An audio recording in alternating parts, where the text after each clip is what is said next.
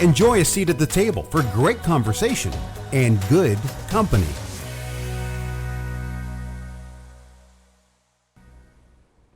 Welcome to And Good Company. I'm Sarah Fiedelholtz. We all know a great dinner party isn't really about the food. It's about the people seated around the table engaging in lively discussion. And Good Company gives you a seat at the table to enjoy smart and engaging conversations as they happen. I am pleased to be in the company of Ben Eisbart, who I refer to as a community advocate extraordinaire. Well, thank you. Welcome. Thank you. Good to be here. So first, I want to get a little sense of your background and really how you sort of got to basically, let's start with you just telling me a little bit about your background and your professional life. Sure. I was born in Connecticut, Derby, Connecticut, which is known as the home of Commodore Isaac Hull, who was the commander of Old Ironsides. That's its claim to fame. Went to school back east and then went into the Army during the Vietnam era. As I got out of the Army, I looked for an opportunity to self-actualize and frankly earn a lot of money. So I became a stockbroker, was on Wall Street and in New Haven, Connecticut. During that time, I had an opportunity to explore not-for-profit organizations in New Haven. So I was pretty active in the JCCs at the time, Junior Chamber of Commerce, and a number of Jewish organizations, Family and Children's Service, the Temple, things of that nature.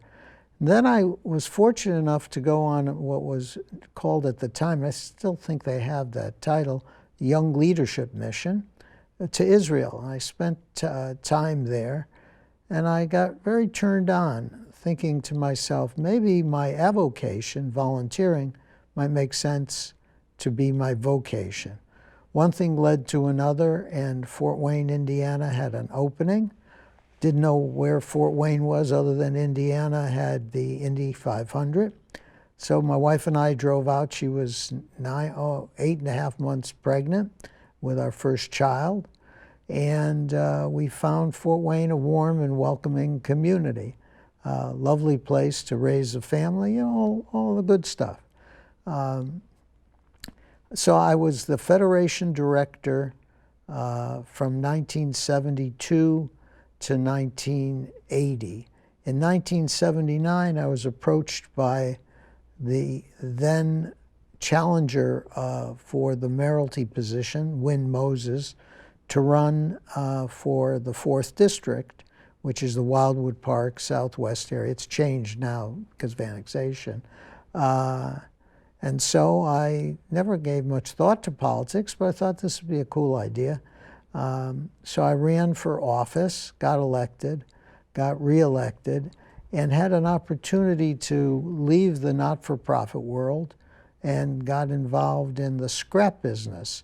Superior Iron and Metal, which became OmniSource, was a place where I spent a lovely time and great opportunities to self-actualize.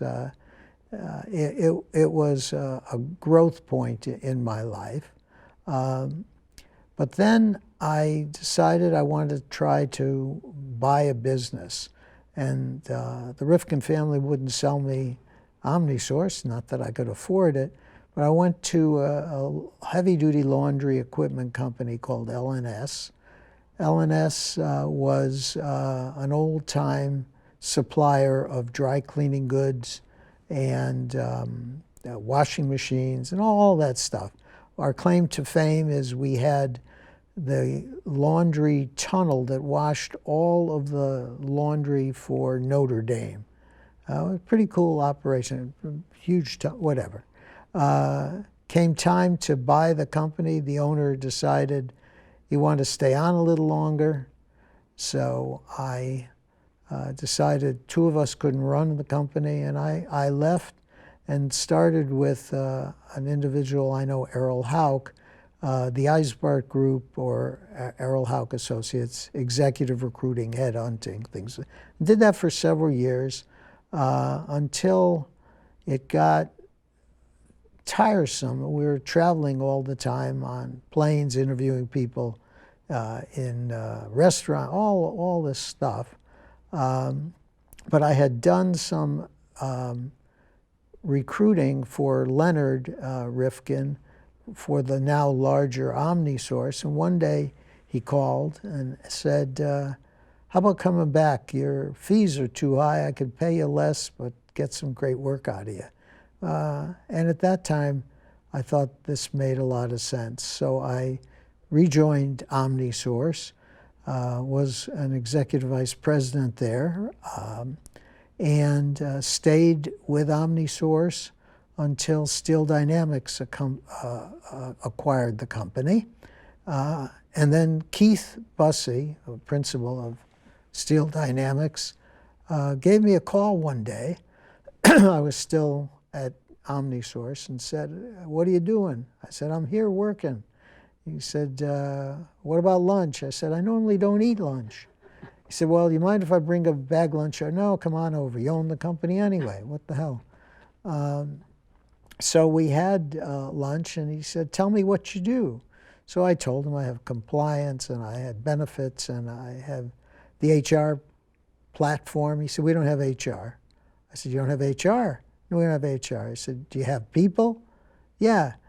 Do you have HR? No, we don't have HR. Okay, you don't have HR. Well, one thing led to another, and he made me an offer, as they say, I couldn't refuse. And so I became vice president of Steel Dynamics in the human resources and corporate compliance area. Stayed there until I retired 5 years ago. Great ride, great company, great people. It's been a good journey. And you use the term a lot, self-actualize. I'm curious to know how you define that and what that means to you. Well, I would define it as taking the potential that has been given to you and maximizing it to the fullest in an environment that encourages that. And I think that's my definition of it. And then, and obviously, since you have retired, you really haven't retired. You've just changed I think maybe where you get your not paycheck, but your list of being involved in boards, commissions, organizations is very, very long. So before we get into like the specifics of that, I'm really curious to know, what do you think makes a good leader? I think the ability to listen is incredibly important. The willingness to get out in front of an issue and develop a team to achieve based on the goals, the objectives of the organization. Willingness to do the hard work. It's not all pomp and circumstance. It's sometimes licking envelopes at 12 o'clock at night. That's my high-level definition of what leadership is about, motivating people to be better than they think they can be. And how do you also interpret that? Because, you know, even like when you were on the Fort Wayne City Council, you were president twice, and when you are on committees and boards, I mean, there's a lot of personalities and people, and you have to build consensus. And what are the skills and things? How do you adapt leadership, or what do you think you use from those skills in those types of environments? I try to do, my wife says I should do more of it, active listening. Not enter into the fray, but try to get a sense of where the conversation is going. I like to be a consensus builder because I think if not, then they're polar opposites and you don't get anywhere fast.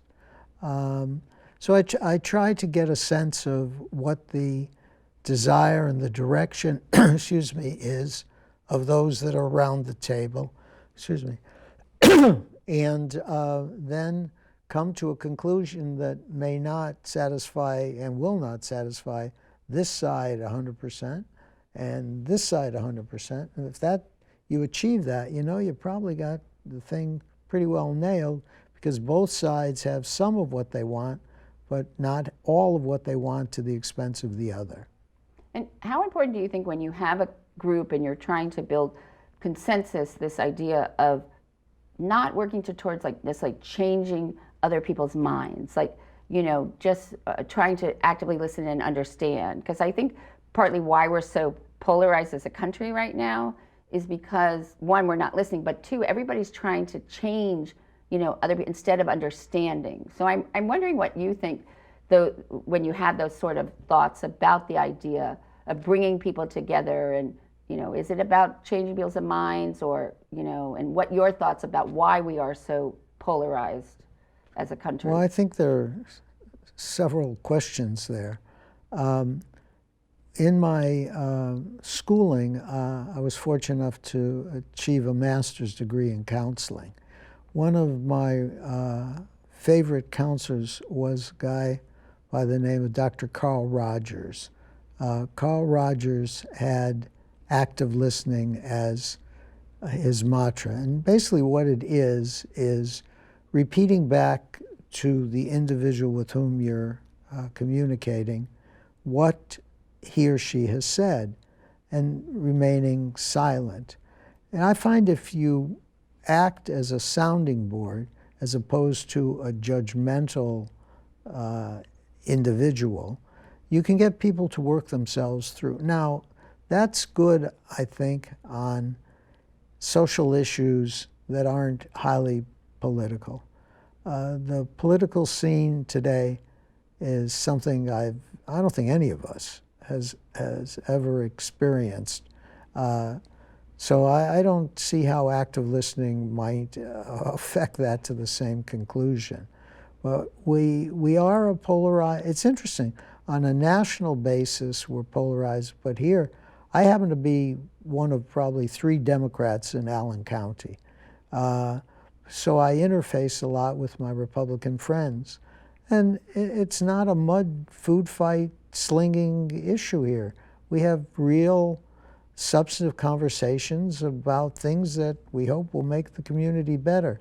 So because I have a D on my shoulder and someone has an R on my shoulder, I shouldn't talk to the individual? No, you be civil, human. I think on the grassroots level, democracy is still working. When it iterates up, the farther up you get, the farther away you are from rationalization. And so let's talk a little bit about the idea of community involvement, and why, you know, and you said that when you started out, you know, you sort of thought you had an interest in nonprofit and pursued that. Why do you think being involved in your community is important? Well, I had as a role model when I was growing up my mother. My mother was very active in PTA, in a Jewish organization called Hadassah, women's organization. She was always willing to roll up her sleeves and chair the Mother Goose Fair for the Lincoln School PTA. And my father was quite involved in our synagogue, where the maxim, do not separate yourself from your community, was a byword. So I saw that those were role models that I thought I could replicate in some degree. And wherever we've been, I've gotten up and rolled up my sleeves and tried to make a difference. And you said that you were one of 3 Democrats in Allen County, and you're probably one of about 400 Jews in Allen County. So how do you use those? Did you find like those differences, or maybe that some people maybe wouldn't have found you inviting you to the table? How did you feel and use, you know, navigate those kinds of waters? Well, I'm sure there's some people that don't want to talk to me. There's some people I don't want to talk to. So what the heck? If my Jewish heritage is an issue, wouldn't be surprising because anti-Semitism is still alive and well, and unfortunately, in light of our polarized society, getting worse. Incidents are occurring.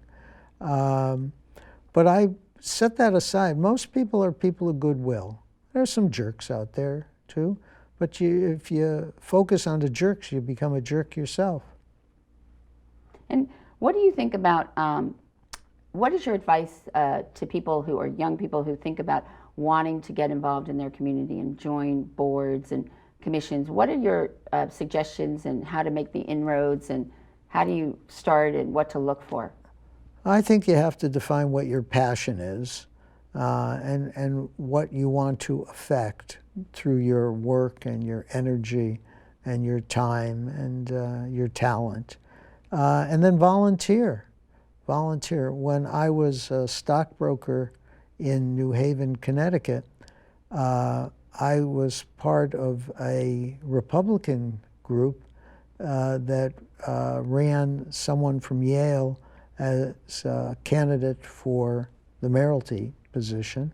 And so I took a leave of absence from my brokerage career and worked in the administrator, ran the back office of this campaign. And that got me involved in politics. And when I came here, as I mentioned, I was asked by Winfield, former mayor, to consider running for the 4th District. But I've licked my envelopes, knocked on doors, posted yard signs, and got thrown off some steps because I was of the wrong party, of the people whom I was knocking on the door. And you talk about finding out your passion, but this is just the tip of the iceberg, and these are just some that you currently or have recently served on. And not only do you just serve on the boards, but you take a leadership position as a chairman and president. So it includes Greater Fort Wayne Inc., Arts United, the Fort Wayne Museum of Art, the Allen County Fort Wayne Capital Improvement, the Allen County Public Library, Neighborhood Health, the Downtown North River Task Force, the Fort Wayne Philharmonic, the Fort Wayne Community School Board, the Fort Wayne Plan Commission, the Fort Wayne Redevelopment Commission, the Metropolitan Human Relations Commission, the Allen County Democratic Party, you were the city chairman, Allen County Economic Opportunity Council, Enterprise Zone for Fort Wayne, Indiana Office of Utility Consumer Counselor Advisory Council, and the Fort Wayne Civic Theater. So, first of all, how do you, and obviously you're not doing all of these now, right, but what is the passion, and how and why? Do people just say, okay, we need a board, we're going to bid? Well, you missed one too, sorry. which I'm very proud of. Governor Holcomb appointed me to be part of the Judicial Nominating Committee for the Superior Court of Allen County, and that was quite nice. Right, because you were involved with the appointment of Lori Morgan, correct? Yeah. Yeah. Yeah, and several other good people. These were done through 20-some, 30-some years of engagement. I mean, we came in 49 years ago. Right. So if I did one a year, I'd have 49 organizations. Okay, but you're known not to just do one a year. Well, I like to be stimulated. And I was fortunate enough in the businesses that I was involved in that a sense of community was part of our obligation. Get involved. Steel Dynamics is involved in a million things, making the communities in which we function so much better. OmniSource, the same thing. So I found that I gravitated toward areas that I liked to try to make better, or at least learn from. And as luck would have it, I had a chance to chair several of these organizations. Sometimes for the good, sometimes people said, why the hell is he chairing it? But it gets back to my fundamental understanding of what it is to be an individual that is part of a community and how to make that community a bit better. Not presumptuous, not a master sculptor, but maybe a chip here, a chip there, making it better. So is that your idea of how people should think about getting involved in their community? Is about doing this little chipping away, or? Well, I think after you achieve Maslow's needs, food, shelter, all that type of stuff, and you have the time, I find I get more than I give from involvement. I've met a whole host of wonderful people It gave me a sense of purpose. So I would encourage people to do that. Find something where your passion is and roll up your sleeves and get involved.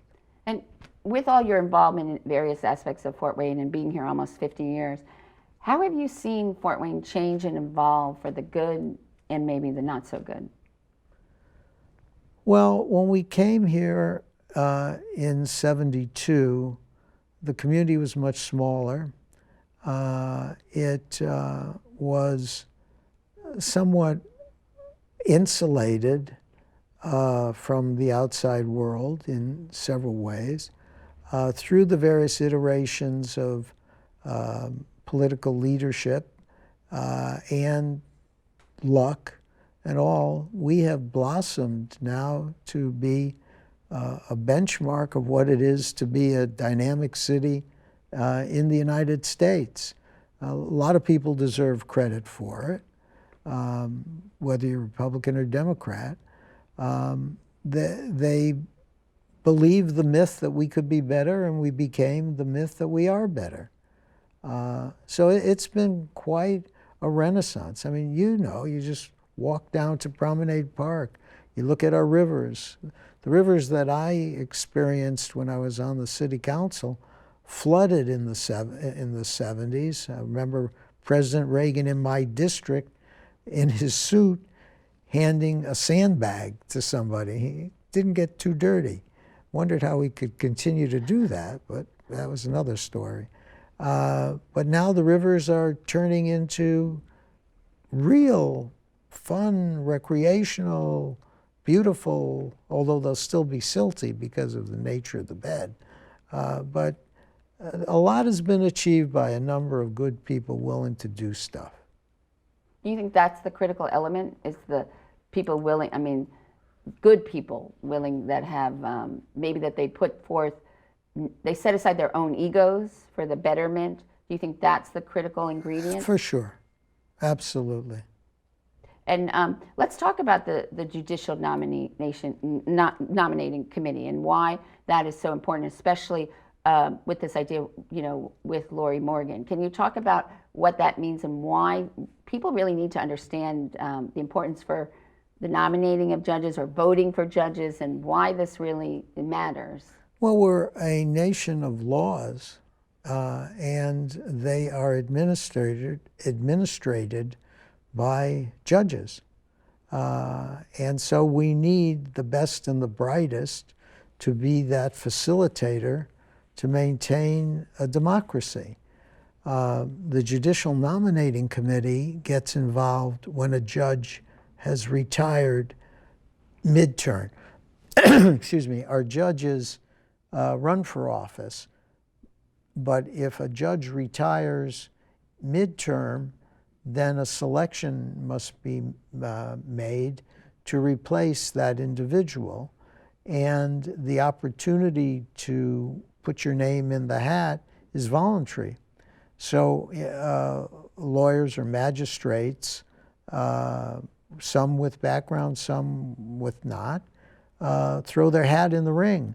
And we have a judge from the state Supreme Court is our facilitator, and then we have 6 of us, so we have a total of 7, that interviews any individual that fits the qualifications. I mean, you have to be a lawyer, or a lawyer that has taken a position of magistrate, and so we've interviewed hosts of individuals, and then the way the statute is set up, we then select 3 to send to the governor's office, and he, in this case, then interviews, does the background and whatever, and makes the final selection.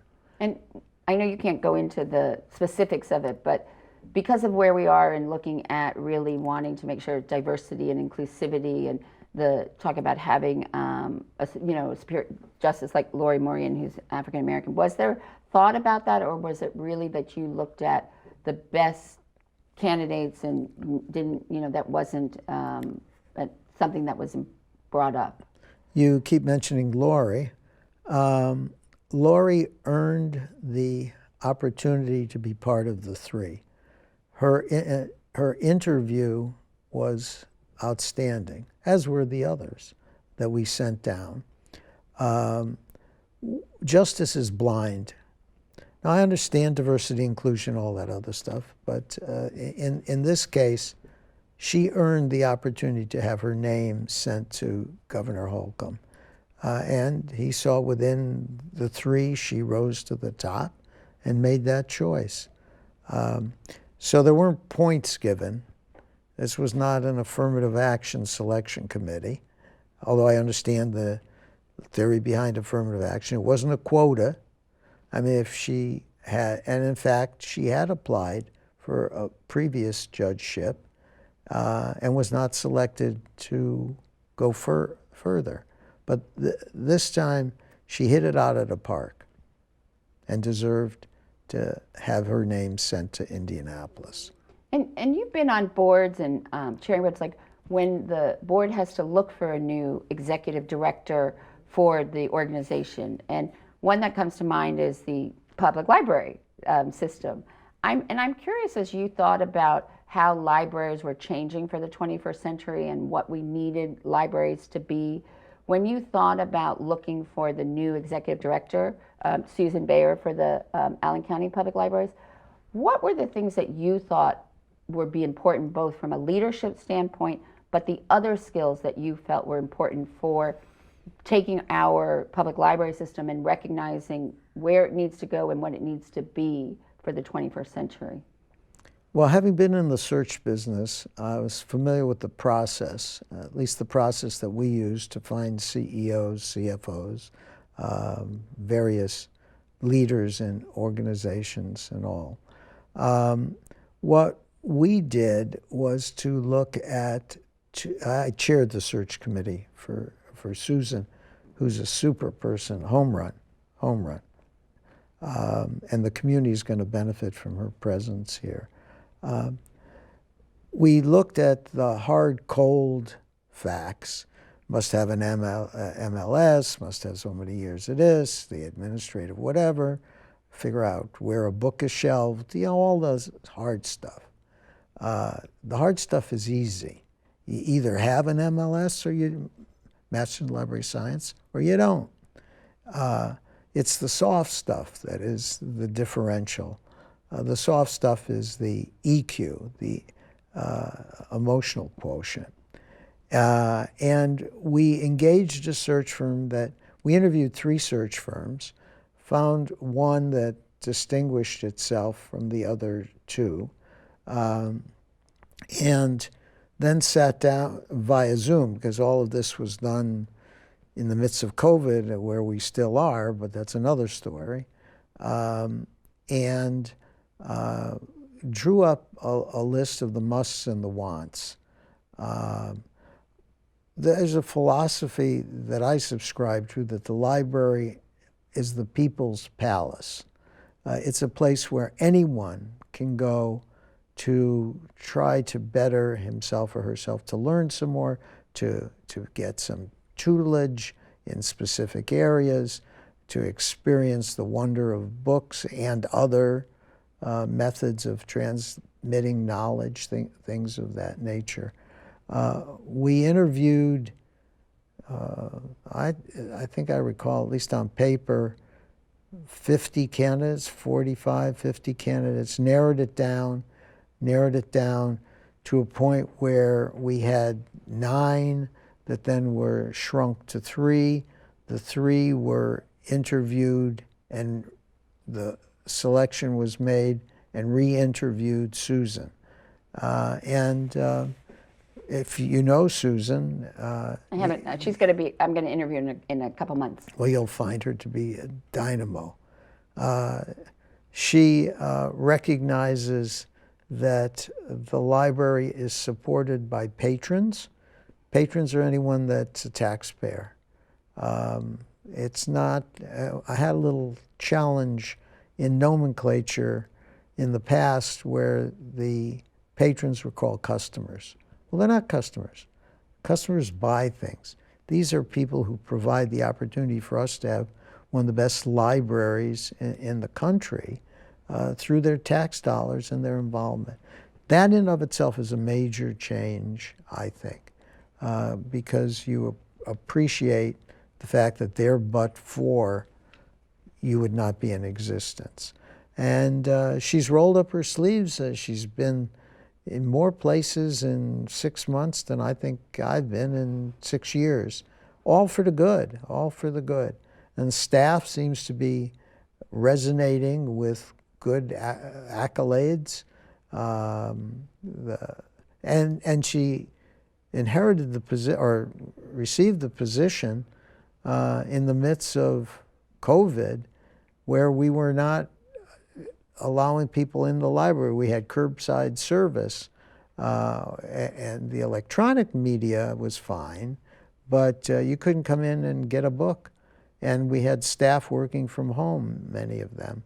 So she's been exposed to a test of fire here. I can't wait to see, once COVID's behind us, let's hope soon, how we're going to self-actualize even more. And it's a tribute to the search firm. It's a tribute to the Board of Trustees for recognizing Susan from amidst the 40 or some that we interviewed or reviewed. It's been a great she's been a great find. And because you have insight and experience in search, because I feel like now Fort Wayne is really in a period of flux in leadership. When you look at so many of the organizations, from the NIC to SEED to the Northeast Indiana Regional Partnership, I mean, we're really in a stage of where a lot of people that took the organizations to certain levels, you know, the CEOs or executives are retiring or leaving. And so as we look to bring in the next round, what do you think are some of those critical things that would make someone successful for Fort Wayne, given that they would have, you know, all the necessary, like, resume? But what do you think it is that we need to think about when selecting these types of leaders? Because, you know, part of it is, my question also is that the pros and cons of having to go outside, you know, to find these leaders, as opposed to building from within. And I think that's a good point. Sometimes you don't have to go outside, but you ought to compare the inside candidates with those that are outside and weigh and measure, does familiarity add value, assuming the hard facts are there, the X number of years experience, the ability, you know, all that good stuff. Or does it require, because no one is in a succession pattern that fits that's one thing I found organizations that I used to do executive recruiting for. If one of the first things we needed to do was to define what the musts and the wants are, and test ourselves, is this exactly what we need or we want? But when the Kents come in, you don't want to start changing it. Okay, this could be not exactly whatever. I mean, once you start, then you end up getting a camel instead of building a horse, making a horse. I think the community is going through an evolution. You look at the young folks coming in, the downtown vibrancy, things that 10 years ago would have been on a whiteboard as aspirations. Not that we've achieved all, but the individual that is selected has to embody, I think, the spirit of the organization that he or she will lead, and at the same time have appreciation for the past, because you wouldn't be where you are without the path of history leading you there. So it's a combination. And after all is said and done, luck is involved in it, because you're trying to predict human behavior. And the best predictor, barring any physical or mental issue, is past behavior. So that adds stuff, but even stuff with great individuals with great resumes once they come through the door, can turn into someone that might be Dr. Jekyll instead of Mr. Hyde, or whichever one it was. Well, and I also think that there's the issue, though. I think there are some nuances to a community that you have to sort of either be able to see or fit into, because a lot of times when you bring people from another city or a community, you know, a lot of times sometimes they're gonna be bull in a china shop in certain organizations, and change is hard. I mean, so, and also I think so sometimes you have to think, how are they going to fit into the community itself, or agree. you know, or because if you think about the amount of time and what it takes to find somebody. I mean, how long for the library search committee? How long was the process from the time you started to? I would say it took 4 or 5 months, and then Susan had to give her notice and did what we hope made a transformation. Right. Slick, not, hey, I just got a job in Fort Wayne, I'll see you, goodbye. She was sensitive enough, as the right candidates should be and are, to a peaceful transition, so the organization she left was in good shape. And also, it's 6 months or so. So figure let's say 6, 7 months, plus not only the search and that energy, but you also have sort of the downtime in the organization and who's overseeing it, right? So you want to make sure that you find someone who's going to stick, right? Because for sure, you don't want someone who's just going to come in and then 6 months later you got to find somebody. So when you think about, given that anyone would have whatever qualifications they need on paper for whatever job, but when you think about what are those intangibles or special kinds of characteristics that somebody needs to have in order to be successful in Fort Wayne, what would you say some of those are? Well, I think you have to have an appreciation for the community. When I came here from the East Coast, there's the expression, a New York minute. Well, I was, first of all, I was a hell of a lot younger, but I was moving a pretty fast pace here, and someone pulled me aside and say, Ben, this is not the East Coast. So I said, oh, okay, so the Maumee is not the Hudson River. I got that mixed up. So I had to repurpose myself and slow things down, because things did not move as quickly here as they did back in New York, New Haven, Connecticut.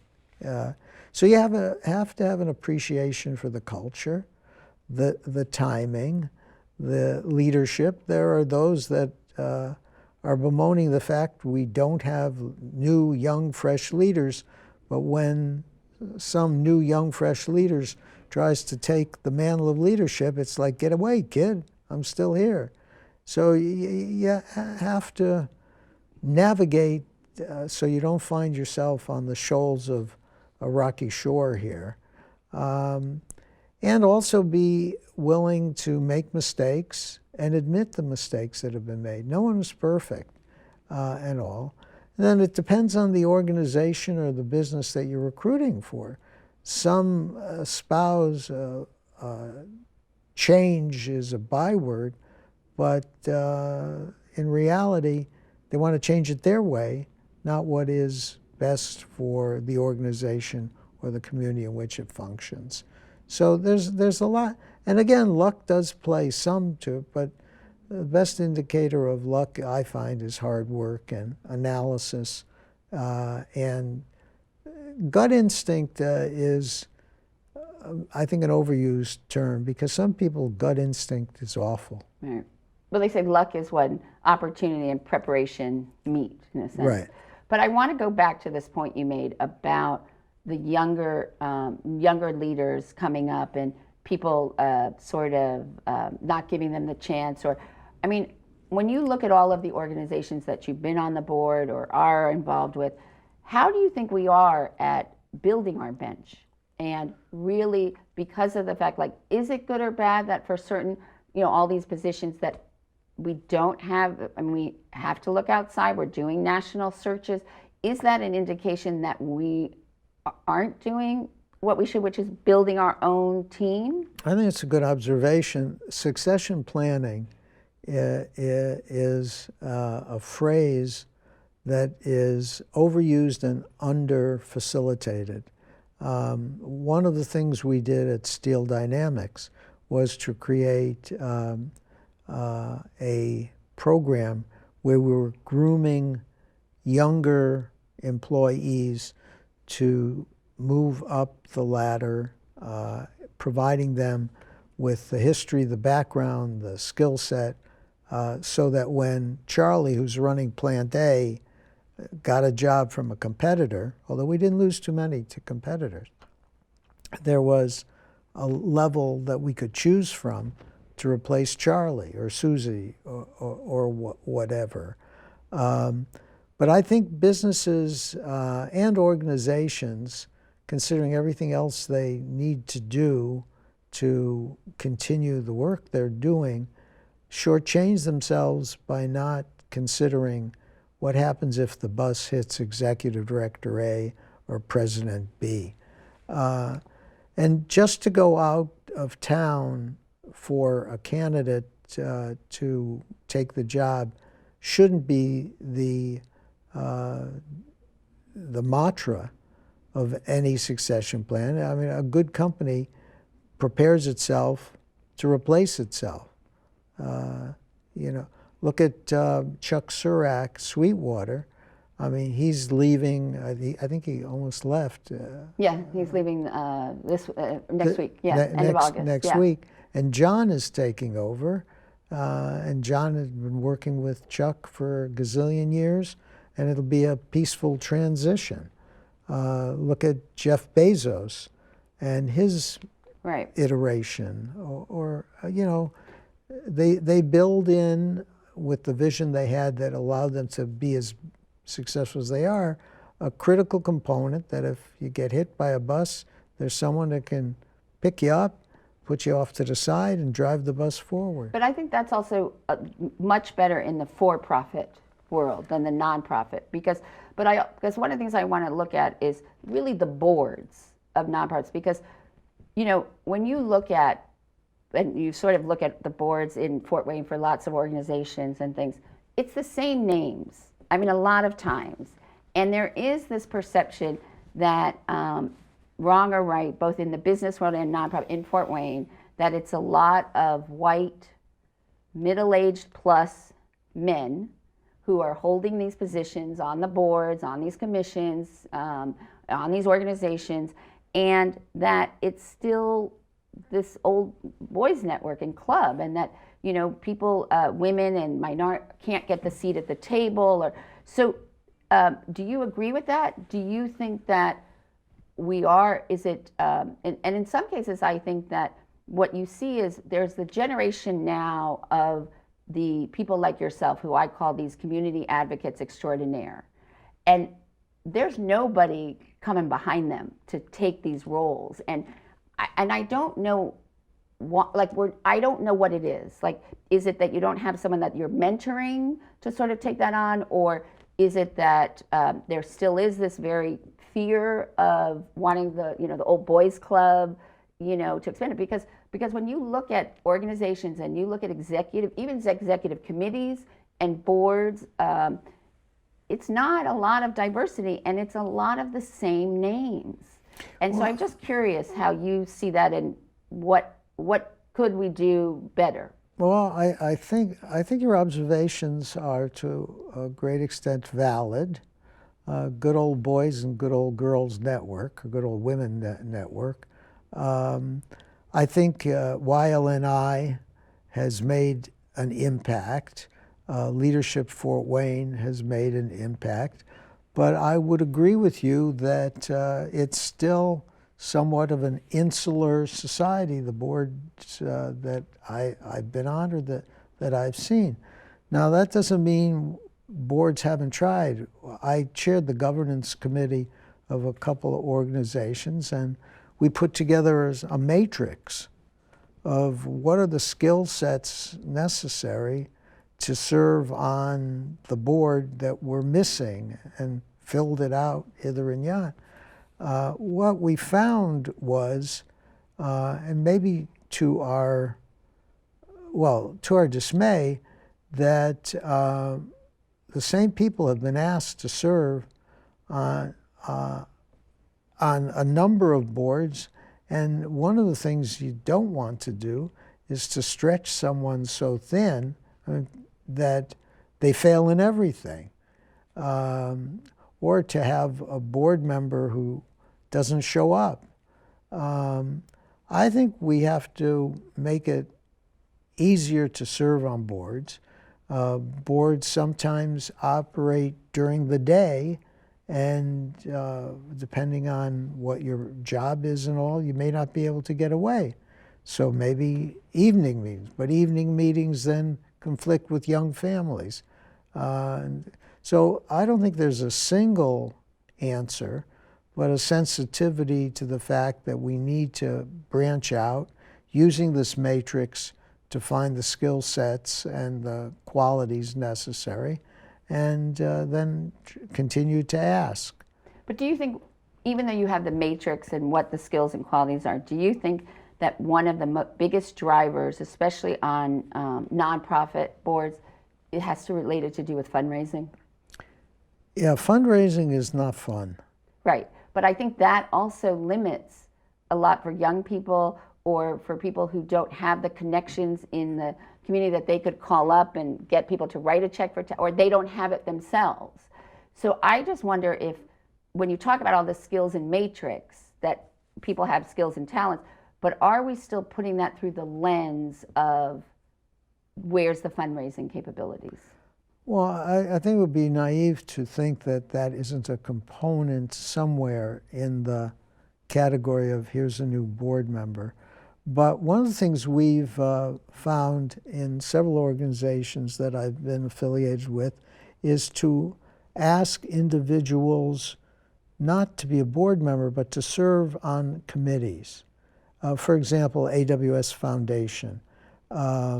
We have people that are on the grant committee that aren't board members.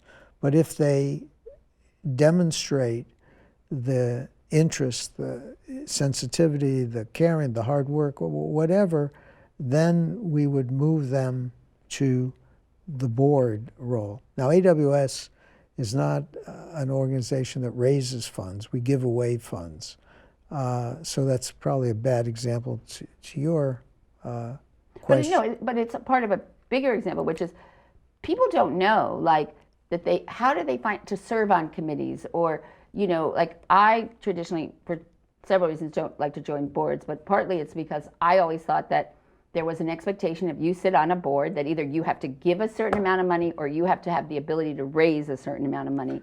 And that's just not, you know, where I am comfortable with. But I think this idea, but people don't know, like, how to get involved in a committee, or that there are these committees, or, you know, they think that, and then of course, if you're a board member and you're in charge of a committee, who do you reach out to join that committee? People you know. So well, how do we do better at getting more in the mix or creating a better recipe? I think we're moving in that direction. The trifecta: time, treasure, and talent. So if you have the time or the treasure, the skill set, then you're not looking to bring somebody on board that can write a check. There are gradated expectations. I don't disagree with you that the old way was you could become a leader if you write a big check, even if you're a jerk, because as long as the check cashes, As long as the check cleared. as long as it clears, you're our person. Right. Right.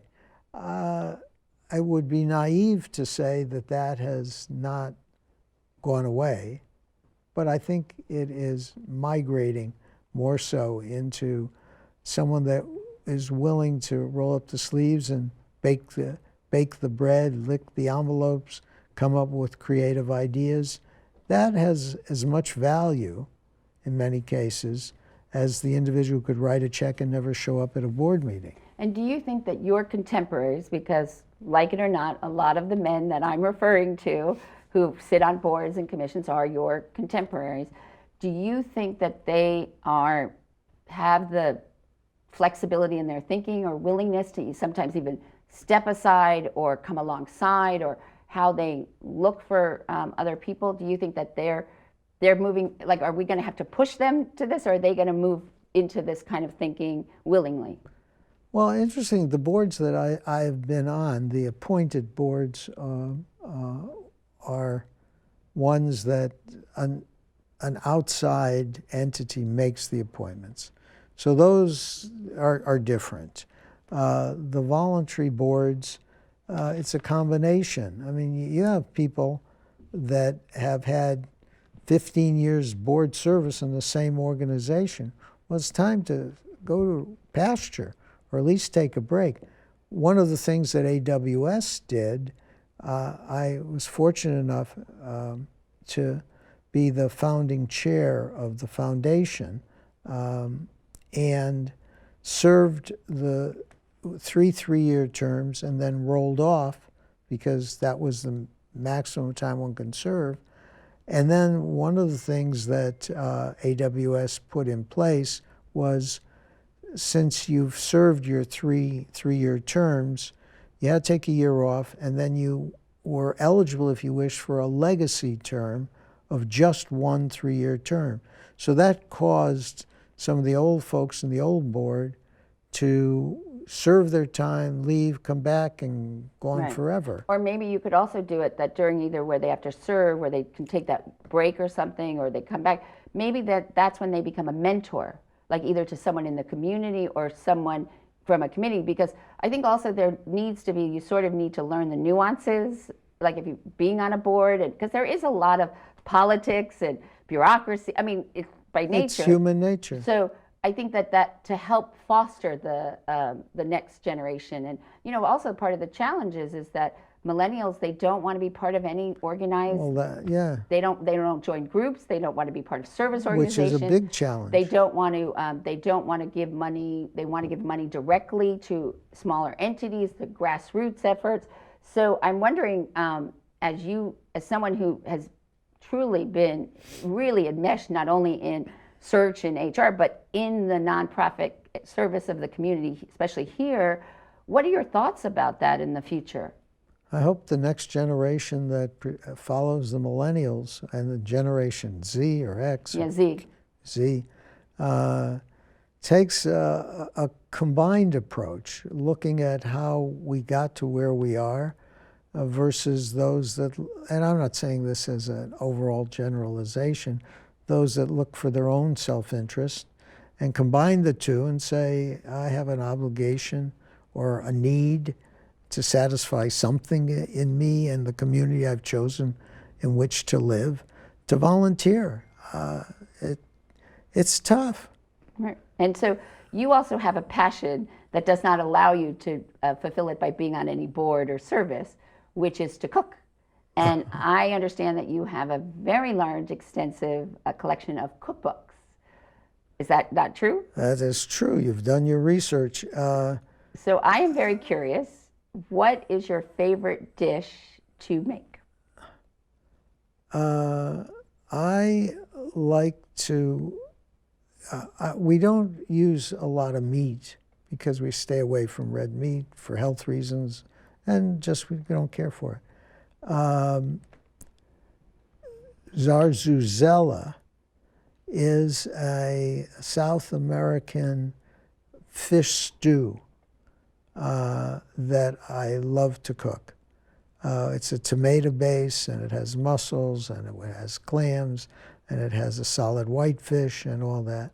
That's my go-to dish if I'm looking to cook. And what is your go-to dish if you need to have some people over from your board, or you need to get them to sort of my go-to dish sway them to your side? My go-to dish there is to call Tony Ficcaro and ask him to cater. And where's Tony Ficcaro? What is he? Figaro's. The Figaro's? Yeah. Okay. So that's good to know. At the end of each And Good Company program, I ask guests the same 12 questions that French novelist Marcel Proust popularized from a Victorian period. I had to read Remembrance of Things Past because I was an English major. Right. Hated them. Okay. Well, hopefully you'll like these. This is a parlor game, so hopefully it'll be a little bit more fun. Okay, go ahead. What is your favorite word? Oh, I don't have one, but what's flashed in front of my mind was organization, but maybe that's because we were talking about it. What is your least favorite word?